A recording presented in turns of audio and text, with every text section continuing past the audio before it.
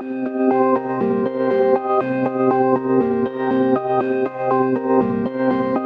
as far as the 2019 election is concerned, the EVMs that you raised, you see, the point is that the original EVMs and the original design, we went and we participated and, with experts went and all that. That is correct. The code that is there in the chip, which is already installed inside, that cannot be tampered with. But there are several other problems that are coming.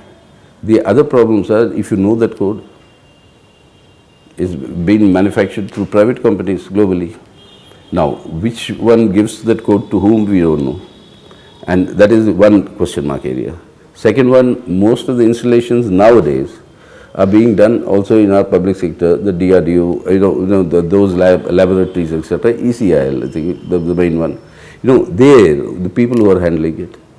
What are they? So would you prefer the ballot paper? No. Again, ballot paper also has its other problems which we've gone through earlier. What is the way out of this? Is it the third problem? I think people should know what are the problems. Third problem is the government claims that we have manufactured EVMs in order to help democracies or in other countries of the world. We said that we are given some to Nepal. Nepal, of course, says nothing. We have not taken anything. It's only the ballot paper that they use. But in some countries in Africa, etc. Now, who is manufacturing these EVMs? How many of them are coming to the Indian system? Have you raised these questions with the Election Commission? We raised all this. We are not satisfied with the answers. We continue to pursue with them. But what is the way out now? But there's very little time between now and then. That's why these answers may come, but by the time elections will also come. Or maybe they won't. Maybe they won't. But for this election, then what is the alternative? Many parties are saying go back to the ballot. We all know the weakness of the ballot. And the Election Commission said no, they are not going back to the ballot. Now, therefore, what are we suggesting? There should be a paper trail for every... Which the Election Commission is open to doing. Yeah, but then what have they done so far? Under our pressure, they said, no, we can't do it for all the machines. You can do samples. We can do it for... Then we said, do it for 20%. Ideally, it should be done for all. If you can't do it for all, do it for 20%. But why can't it be done for all? Exactly. Why can't it be done for all? That's precisely our point. It's a simple technology. It's like taking a... But even if there is a certain expenditure attached to it, one would think that if money is being spent on so many things, statues, advertising, etc., the integrity of the electoral process should be the most... Absolutely. Why only statues? The statues is 1/3 of what Nirav Modi ran away with. Or is 1/4 of what Mr. Malia ran away with. So it's not only statues, it's also what the loot that this government is permitting. But the point is, you see, what is the cost? It's virtually like a Xerox machine. That's it, in every booth. And which already exists in all the government offices, etc. And they can be taken on loan during the election process. But you press the button, you get the printout. But let's say... Let's say the Election Commission says, no, we will only stop at 20%, then what? What do you do? Is that an outcome acceptable to you? No. He said at least ensure the 20%. Last time they said they'll do 10%. And what did they do? Per constituency, one booth. And where? You have this enable. For the benefit of viewers that... we are doing it. And even that ran into so many problems because the sort of photochromatic paper they were using. Once you have a light on it, it suddenly vanishes, the print. So before the voter can see, where his vote went, it vanishes. So I said, this won't do. What is our idea? That you have it for all and you put this printout that comes, every voter puts it in a box. In case there is a dispute, you count from the box, not from your machine. If the machine is right, try and tally. Try and tally at least 20% in every constituency, assembly constituency. You tally. You will know the discrepancies, and if the discrepancies are high, then you have a proper re-election. Their answer sounds very sound. If in the 1950s, India could attempt, even with the ballot paper, the mammoth scale of exercise that we did in town to town, village to village, then now with all the technology, etc., available, it shouldn't be a problem. It shouldn't be a problem at all. In fact, our conduct of elections is an exercise of a dimension that no other country in the world has ever. Even 50 years back. And even the most advanced country. That's why I had to politely remind President Obama when he came to address us in the parliament. there's what is called a golden book that is kept in the parliament where they write a comment. He wrote saying, greetings from the world's oldest democracy to the world's largest democracy. Sounds very good, Obama style, this one-liner. So then later in the evening banquet, slowly, politely had to convey that information to him. That it's not correct that you are the world's oldest democracy. The African Americans were allowed to vote universally in the United States of America a year after Mr. Obama was born. If that didn't happen, he wouldn't have been the president. What kind of a democracy? No, but we had universal suffrage, one man, one vote, from day one. And you had it in 62. We had it from 1950 when our first election began. 1952 when our first elections took place. So therefore, we had to correct it. So this our election exercise is a humongous one. And now with this technological advances, the same expertise that we have, in which we are conducting, this should be no problem at all. That is why suspicions arise that there is a motive behind this not being allowed. Right, sir. So, there is a lot of talk about a Mahagathbandhan. Yesterday, Chandrababu Naidu has also come forward and met you also, I think, and has met Mr. Rahul Gandhi and some other leaders. There is a lot of chatter about it, in that people aren't sure what is the nature of this so-called imagined Mahagathbandhan. In Chhattisgarh, they say, Mayawati ji says, I'm not going with, there is no Mahagathbandhan at least. In Madhya Pradesh, all sorts of noises are being made. Now, I think even now Mr. Kushwaha is saying that I'll also contest independently. In UP perhaps, UP is perhaps the only place where there is very little noise, and therefore one can hope that the most is being achieved. What does this Mahagathbandhan look like? What are its chances? Will it have the capacity to stand up against this behemoth of the Chanakyas and the corporates? And You see, Mahagathbandhan is a concept that is operative at the state level. It happened in Bihar, which was broken later, of course, that's a separate thing. But it will happen in various states. Remember, India's diversity being what it is, there are different parties that command the confidence of the people in different states. They would be totally irrelevant in other states. So, is any Mahagathbandhan at the national level coming up and saying we'll fight the elections together? And doesn't yet work. the BJP was able to get 282 282 on their own. I mean, that is what it was. But what will emerge here? Remember, 2004, when we were all saying that we'll work for the defeat of the Vajpayee, same arguments, saying who's your face of the PM, who's your this thing. Will somebody come to you? Figure. Vajpayee was no Modi. Vajpayee did not have this kind of a advertising. That is that, so therefore they had an advantage then which they don't have today. What you are saying is absolutely correct. So this polarized figure is what will lead into the polls. So this polarized figure will be less acceptable to the non-polarized section than Vajpayee was. so you are saying that this, so what you are saying is Modi ji believes, or there are some who believes that the 2019 election is going to be fought only on one issue, which is, are you with Modi or not? There are whispers and murmurs of that people will actually be asked through advertising and other campaigns, do you trust Modi or not? And the BJP is perhaps hoping that this because there is very little other than that they have been able to do. So are you saying that this is in fact an advantage for you? It is in the sense they will be orchestrated, conducted campaigns that will be done. Modi versus who? Various names will be given and saying, oh, highest percentage for Modi. That will be the nature of the campaign. I mean, that are all of us, I think by now all Indians are used to this propaganda, machinery. But the point is, what needs to be built is a political narrative against Modi, against this government. That is what was built in leading up to the 2004 elections against the Vajpayee government. Now, Mr. Chandrababu Naidu is coming here. And what I told him, and I think most of the other leaders also with whom I have talked and I have also said, is first come together and create a political narrative why replacing this government is necessary for the country and the people. It's not a question of alliances. No, and politics, remember, is not arithmetic.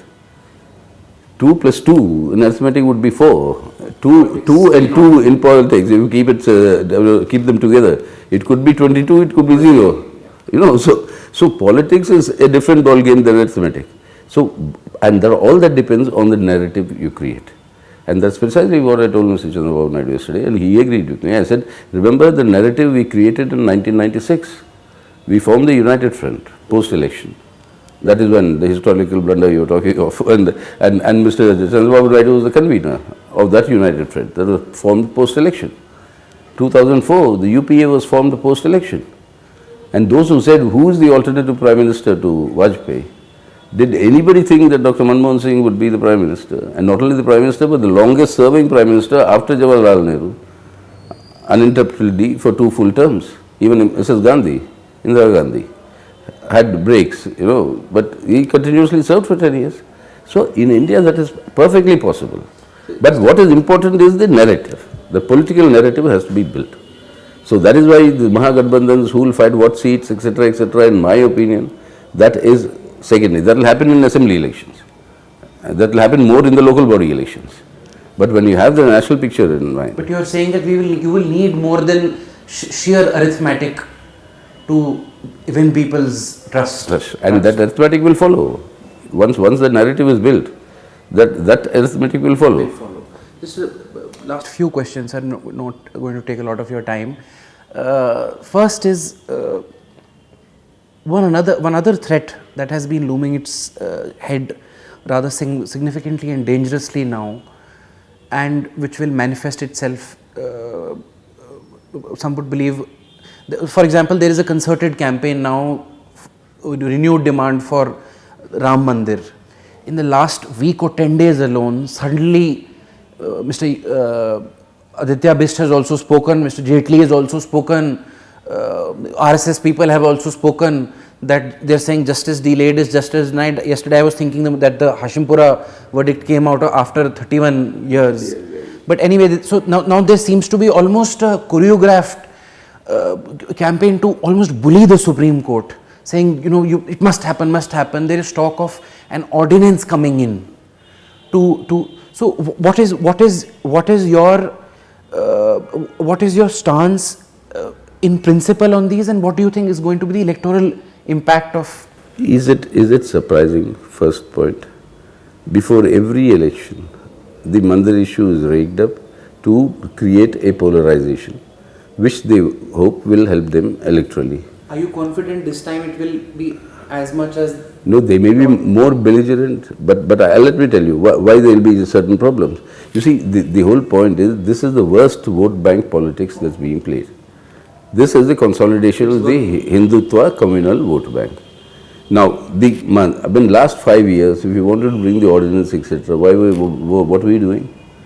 What were you doing when you had 6 years of Vajpayee government? When you had the same slogan and same thing, and the same crescendo was built up in 2003, 2004. Now, the whole point is ordinance and how you yourself said we'll abide by the court order. The court has said it's taking its due course. What is the ordinance you will bring? That the court has said, and you accepted that court order, the earlier decision. It has taken over that land. The government was asked to take over that land, trifurcate it into 3. So all that may sound very good on paper. No, that's law. But yes, absolutely, that may be the law, but the law did not prevail in 1992. Correct. The law is struggling to prevail in Sabrimala, and so when these emotions are roused, in fact, let me take a smaller issue. The whole Dahi Handi case. The Supreme Court decide how it should happen. This should be the height. This should be the people. Blah blah blah. Certain politicians went out and said, "Nothing doing. We'll do what we want." And the Supreme Court was, and even during Babri, undertakings were given to the Supreme Court, and we all know what happened after that. So is it safe and smart to repose trust Not at all. Not at all. I mean, I'm telling you only the situation. But that fact that these situations have been broken in the past can likely to be broken today, I mean, that is not ruled out. The only insurance against that is the Indian people and their resistance. The courts and all that, I mean, that they can come later, but even that can be broken. They have been broken with impunity. We were all witness to 92 demolition of the Babri Masjid. We were all party to all the resolutions of the National Integration Council, AO, assurances to the government, Supreme Court and all that. But then we all... Even now in Sabrimala, on one hand the BJP says something about triple talaq, and the other hand in Sabrimala, Amit Shah has been attributed, I don't know if it's true, saying that we'll uproot the, I think this is the words, ukhad phekenge, not to be unfair, the state government ukhad phekenge, agar devotees ko arrest kiya gaya, protest kar rahe hain, etc. So, and the Supreme Court has not been able to do much. I wonder if your government in Kerala is worried about the political... Of course, yeah. I mean, in fact, it is because of a left government in Kerala that till now the temple is open, people of devotees are going in, and whether a lady goes in or not is their individual choice. I mean, the Kerala government or any government, both the Supreme Court and the government are under oath of the same constitution. So, any government has to implement a court directive. Now, that is a given. The point is this being prevented. Prevented means you cannot stop devotees who want to go in, and that is being ensured there.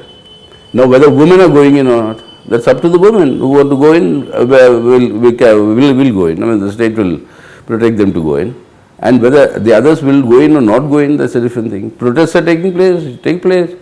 You have a democratic right, you protest, but you cannot stop the entry of anybody inside. But they're trying their best to... They're trying their best, but so far they have not succeeded. Is the state government in control of the situation? Absolutely. I think it's in control, and now the Sabrimala temple, everybody knows, is open for a certain period as well.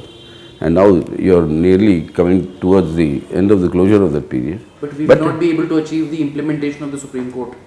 No, implementation in the sense you cannot forcibly take women to go and enter. Of course. No, but women... But we've seen visuals of women being stopped. Up. Yeah, correct. You have seen... beaten up, the vehicles being smashed. And particularly of media women.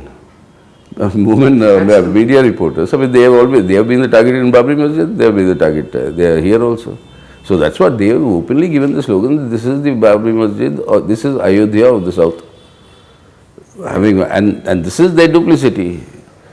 Ordinance on triple talaq for the rights of the Muslim woman, but rights for the Hindu woman not being permitted to be exercised because of, they think there is an opportunity to polarize society in Kerala. So last three questions. First is what should be the priorities? Let's assume that the BJP is voted out of power and some sort of a government which does not have the same ideological inclinations, etc., as the BJP is voted into power. What should be the top three priorities, or three, or two, or one, or whatever? You see, first priority is to end. What is the extent of the damage? What needs immediate healing? You see, there will be three areas when this healing has to be done. One area is the economic livelihood of the people. Immediately, many things that are being undermined, which would have provided succor to the people. The rural guarantee scheme, that's been totally fine. The right to food security, the right to education, the right, these various schemes that are there, already in existence, that will have to be immediately revived to create better livelihood conditions for the people, and then set the economy right, slowly, all the damage that's been done. The second, and all these are very important, all three, it's not first, second, third. The other area, the second area is to restore the confidence of the people and the communal harmony. Now that will be a tough thing. That will be a tough thing, because even after losing election, perhaps not just communal harmony. I think even don't you think there have to be a large-scale political education campaign? Absolutely. This has to be a social movement. We've managed to convince people that Nehru did not go to Patel's funeral, and so. Martha Nussbaum has written this book called Political Emotions, where she says that the liberals have ceded the domain of emotion formation or education to the right wing, and the liberals have taken certain values for granted. Precisely. I mean, you have taken values for granted, all of us have. Those born in independent India have all taken these values for granted.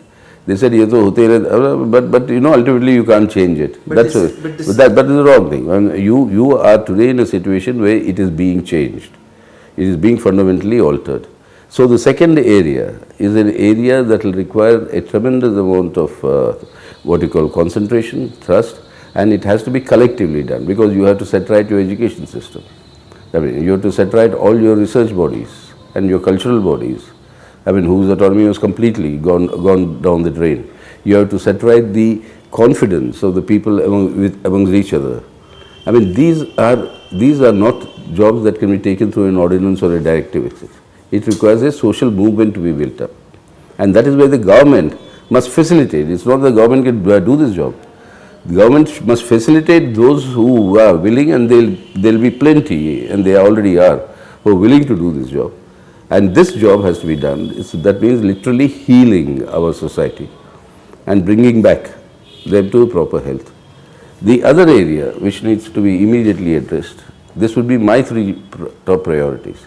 And the third area would be to restore the authority and the constitutionally mandated position of your constitutional authorities, your CBI, your judiciary, what you are seeing now with your RBI, and what is the question marks raised on the Election Commission. I mean, these are the authorities which restore, which give the confidence to the people that you are living in a democratic system where your rights are protected. Today, all that is being systematically eroded. That will have to be restored. So my three priorities will be these. Address these 1, 2, 3 issues. And that, I think, is no easy task because a lot of damage has been done to correct it and restore back the confidence, but it can be done. I'm confident it can be done. And for that, you require a government that will be able to carry everybody together. That is the task for the future. Sir, you've been a parliamentarian. Today a sitting parliamentarian has been, Mr. Akbar has been accused of sexual assault by at least over 20 journalists, 20 or 30, the number is rather difficult to. Today he's in fact been accused of rape by a journalist in the United States. Do you think that the parliament has some responsibility? Do you think he ought to continue as an MP, or do you think that is... No, this is a matter that the privileges committee of the parliament or the ethics committee. But ethics committee is little role. I have been members of both the committees for a long time. But it's the privileges committee of the parliament that will have to take up this matter. Do you think they should take it up suo motu? They should take it up. Privileges committee has the right to take it up suo motu. We've taken up the matter suo motu. I mean, when I was a member, we had taken up the matter of Mr. Vijay Mallya, continuing as a member of parliament after he fled the country on all these charges. And finally, we recommended that he should, he should not remain as an MP. And I think that is what prompted him. Before an action could be taken, he tendered his resignation, because otherwise we would have acted on that. Similarly, on this case, the privileges committee, it's completely under its remit to take up this case, and they should. But unfortunately, the chairman of the privileges committee, I don't know who it is today, I mean, it belongs to the same party as Mr. Akbar. There may be some reluctance, but actually in terms of parliamentary procedures, this merits both taken up in the ethics as well as the privileges, but privileges is the one that can act on it. Ethics can only recommend. Privileges can act on the matter.